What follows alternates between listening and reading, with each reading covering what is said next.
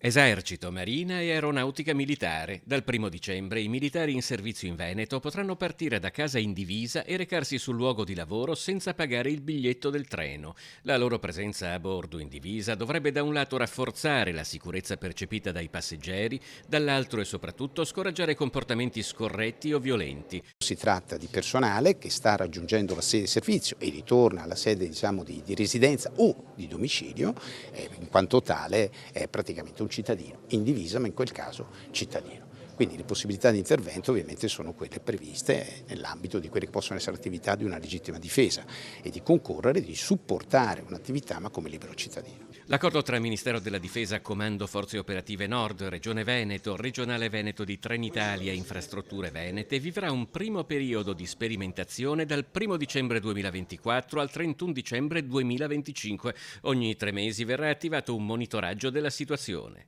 I nostri capitreno sono sottoposti ad una formazione estremamente tecnica e anche trasversale per la capacità di saper individuare situazioni critiche. I nostri capitreno, consapevoli del contesto in cui si muovono, sanno che dal 1° dicembre potranno contare anche sull'ausilio e sul supporto delle forze armate. L'adesione dei militari all'iniziativa è facoltativa. Il militare, per poter godere di questo beneficio, deve avere questo modulo da compilare e da fornire al capotreno, quindi prima di salire sul treno. In un secondo momento, come per le forze dell'ordine, avrà utilizzato questa app proprio per facilitare il capotreno a non andarlo a cercare, ma a poterlo chiamare immediatamente e a poter fornire supporto.